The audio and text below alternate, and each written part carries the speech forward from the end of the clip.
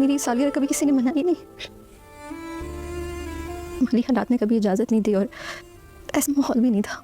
इतना बुरा था कि मैं तुम्हें ख्वाब में भी नहीं देख सकती हूँ इस तरह। अभी तो तुम्हारे सामने हूँ ना, जिंदा हूँ, जिंदा। भाई जिनका मैं भाई हूँ, उन्होंने तो कभी मेरे साथ भाइयों वाला सलूक नहीं किया। और birthday dear Rabia, happy birthday to you. पहाड़ों के बीच रात के अंधेरों में जब नफ़रत मोहब्बत से ज़्यादा ताकतवर हो जाए, जब एक शख्स सिर्फ मोहब्बत में नाकाम होने के बाद दरिंदा बन जाए, और जब एक लड़की दो ख़ानदानों की जंग के दरमियान फंस जाए, तब सिर्फ रिश्ते नहीं टूटते, तब जिंदगियां तबाह होती हैं। जंजीरें की कहानी अब सिर्फ मोहब्बत की कहानी नहीं रही, अब ये अना, हसद, इंतकाम और जुनून की जंग बनती जा रही है। हर नई किस्त के साथ ये ड्रामा पहले से ज़्यादा ख़तरनाक, जज्बाती और सस्पेंस से भरपूर होता जा रहा है। कहानी का मरकज़ है रबिया, जिसे प्यार से बिया कहा जाता है, और ये किरदार सज्जल अली अदा कर रही हैं। रबिया एक सादा, मासूम मगर बहुत बहादुर लड़की है जो अपने भाई के साथ एक छोटा सा ढाबा चलाती है। वो हर किसी से मोहब्बत और इज़्ज़त से पेश आती है, लेकिन जब बात अपनी इज़्ज़त या अपने लोगों की आती है तो वो किसी के सामने झुकने वाली नहीं है। शुरू की एपिसोड्स में ही जब एक ताकतवर ख़ानदान के लोग उसके ढाबे पर आते हैं तो रबिया जिस एतमाद और जुर्रत से इनका सामना करती है, वहीं से नाजरीन इस किरदार के दीवाने हो गए थे। तोरसम खान रबिया को पसंद करता है और उसे शादी की पेशकश करता है, और इनकार की सूरत में बड़े नुकसान की धमकी देकर जाता है। यहीं से एंट्री होती है मुदस्सिर की। ये किरदार अमीर जिलानी निभा रहे हैं। मुदस्सिर शुरू से ही नरम दिल, एहसास करने वाला और मोहब्बत को समझने वाला इंसान दिखाया गया है। मुदस्सिर की पसंदीदगी रबिया में देखते ही उसके मामू जल्दबाजी में रबिया और मुदस्सिर की शादी करवा देते हैं ताकि तोरसम के शर से महफूज रख सकें, और ख़ुद भी रबिया के भाई के साथ कश्मीर शिफ्ट कर जाते हैं। मुदस्सिर एक शरीफ लड़का है और जिस तरह वो रबिया से बात करता है, इसकी इज़्ज़त करता है, इसकी छोटी छोटी बातों को महसूस करता है, इसने शुरू के चंद एपिसोड में ही लोगों का दिल जीत लिया।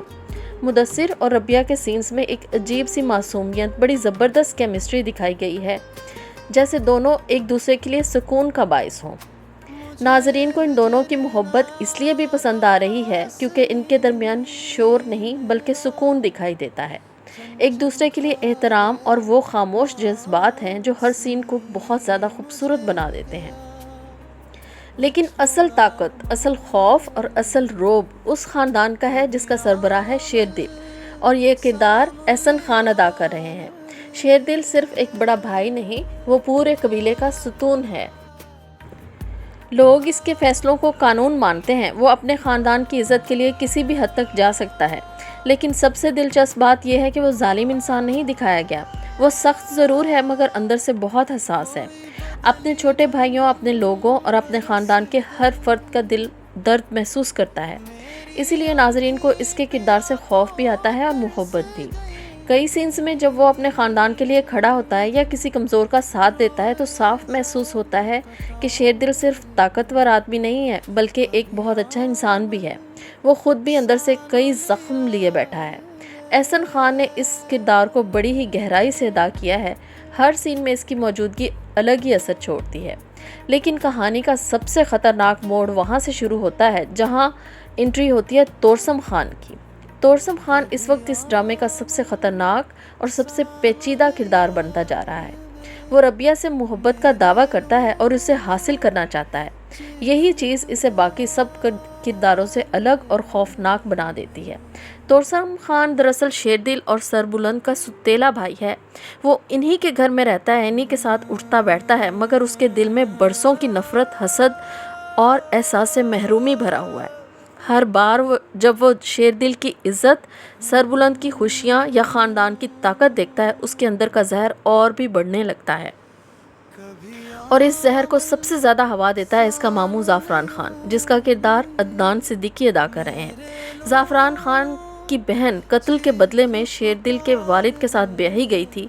यही ताना तोरसम और ज़ाफ़रान ने तमाम उम्र सुना है और इसी तरह नफ़रत गहरी होती चली गई। ज़ाफ़रान खान शेरदिल और इसके ख़ानदान का पुराना दुश्मन है और ये दुश्मनी वो कई सालों से निभाता आ रहा है। ہمیشہ تورسم کے دل میں اور دماغ میں اسی کے خاندان کے خلاف زہر بھرتا رہتا ہے۔ بظاہر پرسکون اور سمجھدار انسان لگتا ہے، مگر حقیقت میں وہ خاموشی سے تورسم کے دل میں اسی کے گھر والوں کے خلاف نفرت بھرتا رہتا ہے۔ وہ چاہتا ہے کہ تورسم اپنے ہی بھائیوں کا قتل کرے اور سرداری خود سنبھالے۔ وہ ہر وقت اسے یہی احساس دلاتا ہے کہ شیردل اور سربلند نے اس سے سب کچھ چھین لیا ہے، اس لیے اب تورسم ہر حال میں ان سے انتقام لینا چاہتا ہے۔ شروع میں ایسا لگتا ہے کہ تورسم صرف غصے میں ہے، لیکن جیسے جیسے ایپیسوڈز آگے بڑھ رہی ہیں ویسے ویسے اس کی دیوانگی اور زیادہ خطرناک ہوتی جا رہی ہے۔ خاص طور پر ربیہ کے لیے اس کا جنون اب سب کچھ تباہ کر سکتا ہے۔ مدثر اور ربیہ کی شادی کے بعد تو جیسے تورسم کے اندر کا پاگل پن اور بھی بڑھ گیا ہے۔ اب کئی اشارے مل رہے ہیں کہ آگے چل کر وہ یا تو مدثر کو اس کے راستے سے ہٹانے کی کوشش کرے گا یا پھر ربیہ کو زبردستی اپنے ساتھ لے جانے کی کوشش کرے گا، اور یہی وہ موڑ ہوگا جہاں کہانی صرف محبت سے نکل کر تھرلر بنتی جا رہی ہے۔ دوسری طرف سربلند کی کہانی بھی ناظرین کو بے حد پسند آ رہی ہے۔ سربلند جو اپنے بڑے بھائی شیردل کے مقابلے میں زیادہ نرم دل اور محبت کرنے والا انسان ہے، برسوں سے اپنی کزن شہربانو سے محبت کرتا ہے۔ شہربانو بھی سربلند کو دل کی گہرائیوں سے چاہتی ہے۔ دونوں کی کافی عرصے سے منگنی ہو چکی ہے اور اب ان کی شادی قریب آتی جا رہی ہے۔ ان دونوں کے سینز اس ڈرامے کے سب سے خوبصورت اور سکون دینے والے لمحے بن گئے ہیں۔ ان کی ملاقاتیں، نظریں اور چھوٹی چھوٹی باتیں ایک دوسرے کے لیے فکر ناظرین کے دل جیت رہی ہے۔ لیکن مسئلہ یہ ہے کہ جس خاندان کے ارد گرد اتنی نفرت، سازشیں اور دشمنیاں ہوں، وہاں محبتیں زیادہ دیر محفوظ نہیں رہتی۔ تورسم نے شیردل اور اس کی بیوی کا قتل کر دیا ہے اور خود فرار ہو گیا ہے۔ سرداری کا بوجھ اب سربلند کے کندھوں پر آن پڑا ہے۔ وہ جو تعلیم مکمل کر رہا تھا، اب اس کو اپنے قبیلے کے معاملات کو بھی دیکھنا ہے اور بھائی کے قتل کا بدلہ بھی لینا ہے۔ کئی لوگوں کا خیال ہے کہ آنے والی ایپیسوڈز میں تورسم خان اس سے بھی بڑا طوفان لے کر آئے گا۔ کچھ لوگ کہہ رہے ہیں کہ وہ مدثر پر حملہ کر سکتا ہے، کچھ کا ماننا ہے کہ وہ زبردستی ربیہ کو اپنے ساتھ لے جانے کی کوشش کرے گا، اور پھر شاید وہی وقت ہوگا جب سربلند پہلی بار اپنے ہی ستیلے بھائی تورسم کے خلاف کھڑا ہوگا، شیردل کے قتل کا بدلہ لے گا اور ربیہ کو بچانے کی کوشش بھی کرے گا، کیونکہ ایک طرف خاندان کی عزت، دوسری طرف بھائیوں کی دشمنی، اور تیسری طرف وہ راز جو ابھی تک مکمل طور پر سامنے ہی نہیں آئے۔ اور سب سے خطرناک بات یہ ہے کہ تورسم واقعی صرف دشمن ہے یا اس کے اندر ابھی بھی کہیں کوئی اچھا انسان زندہ ہے؟ کیا زعفران خان اسے صرف استعمال کر رہا ہے یا اس کے مقاصد کچھ اور ہیں؟ کیا سربلند اور شہربانو کی محبت محفوظ رہ پائے گی یا کسی قربانی کا شکار ہو جائے گی؟ اور کیا ربیہ آخر کار اس جنگ کا سب سے بڑا نقصان بننے جا رہی ہے؟ جیسے جیسے کہانی آگے بڑھ رہی ہے، ایک بات صاف محسوس ہوتی نظر آ رہی ہے کہ آنے والی ایپیسوڈز میں صرف دل نہیں ٹوٹیں گے، خون بھی بہے گا، محبتیں آزمائی جائیں گی اور شاید کچھ رشتے ہمیشہ کے لیے ختم ہو جائیں۔